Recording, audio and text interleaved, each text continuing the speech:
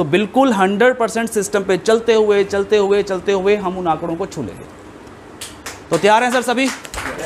Kitchen department के जितने भी हमारी टीम है यहाँ पे, उन सभी टीम ने इतनी मेहनत की है, पिछले 3-4 दिनों से वो लोग लगे हुए हैं। कोई फूल की व्यवस्था कर रहा है, कहाँ से मिलेंगे, कोई डिज़ाइनिंग कर रहा है। ये सारी डेकोरेशन जो आप देख रहे हैं, ये सारी डेकोरेशन उन्होंने खुद की है। क्यों? क्योंकि वो लोग भी RSGO24 को अपनी खुद की कंपनी मानते हैं। हमारे यहाँ पे कभी भी हम किसी भी व्यक्ति को, चाहे वो झाड़ू लगाने वाला ही क्यों ना हो, हम उसको एक परिवार की तरह मानते हैं, क्योंकि वो भी RSGO24 में आपकी तरह मेरी तरह काम कर रहा है और वो भी हमारा परिवार का हिस्सा है। तो उन्होंने बहुत मेहनत की है इस पूरी सिस्टम को बनाने के लिए, तो मैं उनका भी शुक्रिया अदा करता हूँ सभी लोगों का। अनाउंसमेंट की अगर हम बात करें, एक चीज़ मैं और बोलता हूँ सर, उसको भी शायद हो सकता है आप डायलॉग बोलेंगे। कुछ लोग पूछते हैं कि सर आपकी कंपनी रजिस्टर्ड कहाँ है? पूछते हैं? आप लोगों से पूछा? मुझे लगा शायद मुझसे पूछते हैं। तो जी वो उसमें क्या बोलते हैं उसको, DSA में लिस्टेड नहीं है। हाँ, DSA होता ना, हाँ, डायरेक्ट सेलिंग वाला। मैं कहा भैया किसने कहा कि हम डायरेक्ट सेलिंग कर रहे हैं? भाई जब हम कोई काम डायरेक्ट सेलिंग का कर नहीं रहे हैं तो हम क्यों बोलें? हमें यही नहीं पता कि एक्चुअली हम कर क्या रहे हैं, ये भी एक प्रॉब्लम है। डायरेक्ट सेलिंग क्या होता है? डायरेक्ट सेलिंग के अंदर सिर्फ और सिर्फ एक ही चीज़ होती है कि कंपनी ने कुछ प्रोडक्ट बनाए हैं और आप लोग जुड़ रहे हैं, नेटवर्क बना रहे हैं, वो प्रोडक्ट बिकेंगे और वही प्रोडक्ट बिकेंगे जो हम बना रहे हैं। प्रोडक्ट कैसे होते हैं MLM इंडस्ट्री में, वो आपको पता है कि ये कैप्सूल खाने से तुम्हारी किडनी ठीक हो जाएगी और ये कैप्सूल खाने से तुम्हारी उम्र बढ़ जाएगी, इसको लगाने से तुम गोरे हो जाओगे। मैं तो हुआ नहीं आज तक, ठीक है। मैंने भी ट्राई की, एक लीडर आया था, उसने आके ज़बरदस्ती मेरे को, सर आप ये लगाया करो, धोया करो, इससे फेस वॉश है, इसको मुंह धोया करो और ये बाद में क्रीम लगाया करो। मैं कहा भी कितने महीने लगानी है? कहा सर आप लगाओ, कंपनी का प्रोडक्ट है, बड़ी ज़बरदस्त कंपनी है। मैं कहा गारंटी देता है गोरे होने की? गारंटी देता है तो बता, लगा लेता हूँ। तो सर ये सब चीज़ें ऐसी चलती हैं। तो वहाँ पे वही चीज़ें होती हैं कि वो आप लोग समझदार हैं क्या कहने की बातें हैं। तो सर हम लोग डायरेक्ट सेलिंग में नहीं हैं, हम लोग प्योर बिजनेस कर रहे हैं। हम लोग इंडस्ट्री में आते हैं, हम लोग डिजिटल मार्केटिंग में आते हैं, हम लोग सर्विस सेक्टर में आते हैं, हम लोग मैन्युफैक्चरिंग में आते हैं। हम लोग किस में आ रहे हैं?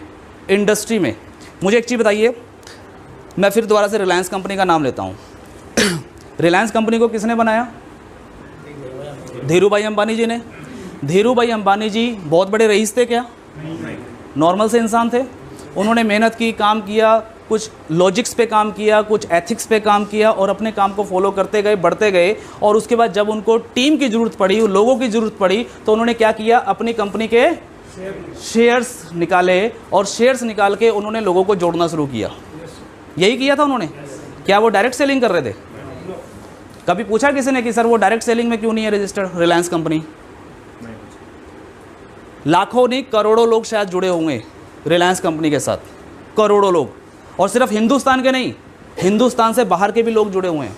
करोड़ों करोड़ों रुपया इन्वेस्ट है सर लोगों का, इन्वेस्टर्स का। लेकिन वो डायरेक्ट सेलिंग में नहीं आते। वो क्या करते हैं? डीजल पेट्रोल बनाते हैं, पेट्रोलियम बनाते हैं, प्लास्टिक दाना बनाते हैं, कपड़ा बनाते हैं और भी बहुत सारे प्रोडक्ट बनाते हैं। अब रिलायंस जियो में कन्वर्ट हो गए हैं, टेलीकॉम इंडस्ट्री में आ गए हैं। तो ये सारी क्या है? इंडस्ट्रीज़ हैं। और जब ये इंडस्ट्रीज़ काम करती हैं तो प्रॉपर एक एथिक पे, प्रॉपर एक प्लानिंग के दौरान काम होता है। और जब प्लानिंग के दौरान काम होता है तो हमेशा सक्सेस मिलती है।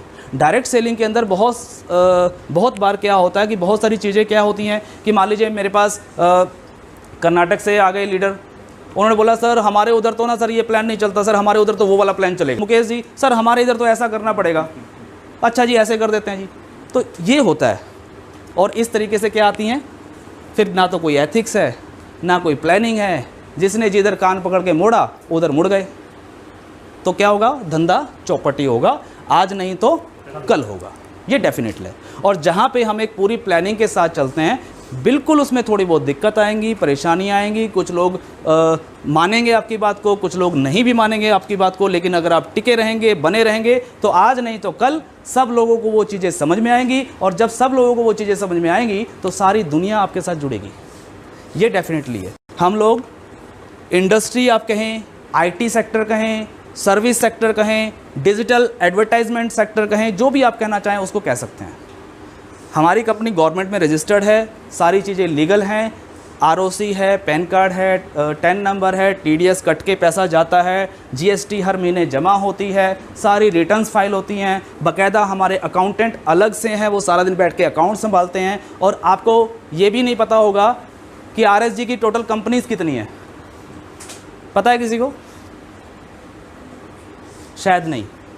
4 कंपनियां हैं सर फिलहाल, आपने शायद बोर्ड देख लिए होंगे, ठीक है। तो 4 कंपनियां हैं, अभी और कंपनी की प्लानिंग है, बहुत सारी बड़ी प्लानिंग है। तो अगर मैं सर और प्लानिंग है क्या, और बहुत सारे लोग पूछते हैं सर क्या प्लानिंग है बता तो दो। मैं कहा सर 1 साल होने दो फिर बताएंगे, कम से कम 1 साल तो होने दो। तो आज मैं आपको वो चीज़ें बता रहा हूँ, हो सकता है आपको समझ में आए, हो सकता है ना भी आए।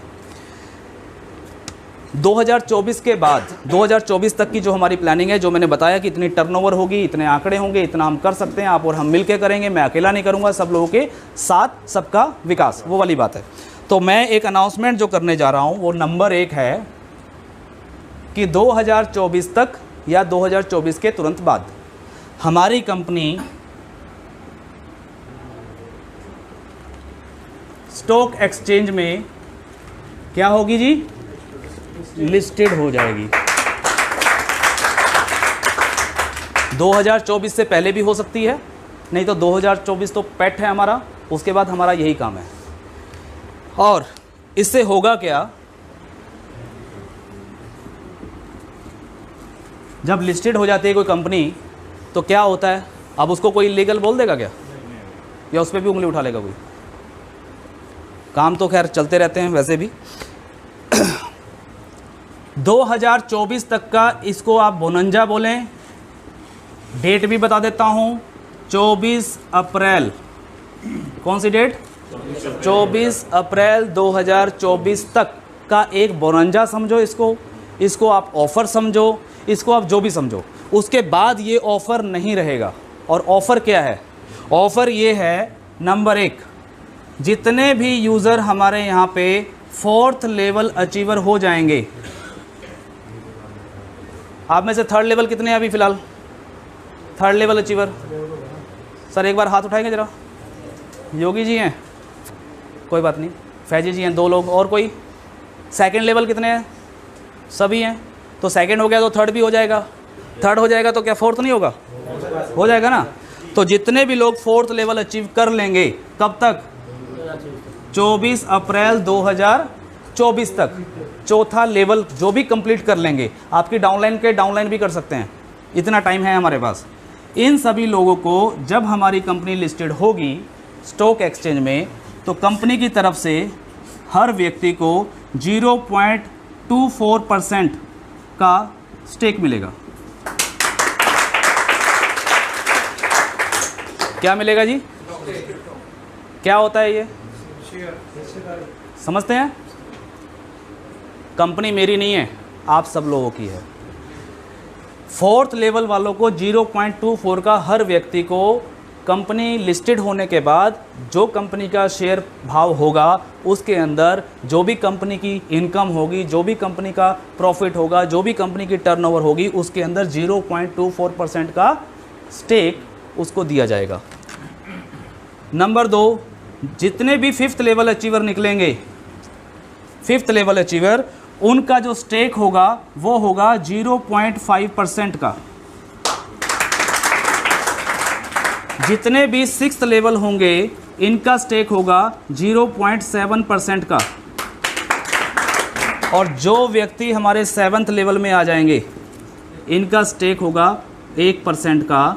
और साथ में इन्हीं में से कुछ लोगों को छांट के उसकी अलग कुछ कैटेगरी होगी, सभी लोग नहीं होंगे, उसकी अलग से आप ये समझिए कि उसका एग्ज़ाम होगा, एक तरीके का उसका एग्ज़ाम होगा, और जो उस एग्ज़ाम में पास हो जाएंगे उनमें से कुछ लोगों को छांट के कंपनी के बोर्ड ऑफ डायरेक्टर्स में शामिल किया जाएगा। बहुत सारे लोग पूछते हैं कि सर पूछना तो नहीं चाहिए, लेकिन अगर कुछ हो गया तो? भाई देखो, मरना तो सबको है। तो मैंने कहा सर चिंता मत करो, 2024 से पहले नहीं मरूंगा, और 2024 के बाद सारा इंतज़ाम करने के बाद ही मरूंगा। आप लोगों को ऐसी कंपनी दे के जाऊंगा कि मेरे मरने के बाद भी ये कंपनी चलती रहे और आप लोग यहां से पैसा कमाते रहे। अगर इस टोटल स्टॉक की बात करूं तो लगभग 2.44% का ये स्टेक है कंपनी का। और साथ में नंबर 5 और रखा है। नंबर 5 इसलिए रखा है क्योंकि अभी तक तो उस पर फोकस नहीं हुआ है, लेकिन अब इस साल में हमें फोकस करना है। और हमने ये नंबर 5 में रखा है 4th लेवल गोल्ड में। गोल्ड प्लान में जितने भी हमारे यूज़र 4th लेवल कंप्लीट कर लेंगे, कब तक? 24 अप्रैल 2024 तक, उतने लोगों का जो स्टेक होगा, इनका स्टेक सबसे ज़्यादा होगा। इनका स्टेक सबसे ज़्यादा होगा। कितना होगा? 1.24% का। यानी कि जितने भी 4th लेवल गोल्ड वाले होंगे उनको 1.24 का स्टेक मिलेगा। और बाकी का चार्ट ये है। ये पूरी कैलकुलेशन है जो हमने अनाउंसमेंट की है, जो सभी के लिए होगी। और आप सभी लोग RSGO के प्लेटफॉर्म से करते हैं। रिचार्ज के ऊपर आप लोगों को कुछ कमीशन भी आती है, टीम से भी आती है, ठीक है। तो कंपनी को भी कुछ तो बचता ही होगा, 10 पैसे, 20 पैसे, 50 पैसे, आधा %, 1%, कुछ भी। हम बात कर रहे हैं सर वही, अगर आंकड़े पे जाएं, 1 करोड़ यूज़र, 1 करोड़ यूज़र, एक यूज़र पूरे महीने में कितना रिचार्ज करता है? लगभग 500 रुपये का एवरेज आता है सर, घर का DTH वगैरह करने के बाद। हम एवरेज पे जाएंगे, हो सकता है किसी का 250-300 का ही हो, लेकिन कुछ लोगों का 1000 रुपये भी होता है। तो एवरेज अगर हम पकड़ेंगे तो 500 रुपया, तो कितना हो गया? 500 करोड़ रुपए का रिचार्ज हो गया। 500 रुपये का अगर हम सिंपल कैलकुलेशन करें तो 500 रुपये पे अगर कंपनी को 1% भी अगर बच रहा है, ओनली बच रहा है, तो कितना हुआ सर 500 रुपये का 1%? हाँ जी, 5 रुपये हुए। अब कोई सोचेगा सर 5 रुपये के लिए काम कर रहे हो, लेकिन अगर वॉल्यूम की कहानी देखें तो 1 करोड़ लोगों से 5-5 रुपये मिले, 5 करोड़ रुपया कितने समय का? 1 महीने का। ये होता है सर वॉल्यूम। और जिस दिन 100 करोड़ होंगे, 500 की बात नहीं कर रहा हूँ, तो ये जो करोड़ों की मैं टर्नओवर की बात कर रहा हूँ या प्रॉफिट्स की बात कर रहा हूँ, तो उनके अंदर जब ये पॉइंट्स आएंगे 0.24, 0.5, इसके स्टेक आएंगे, लिस्टेड होगा, तो सर ये पैसा भी करोड़ों में क्या, अरबों खरबों में होगा।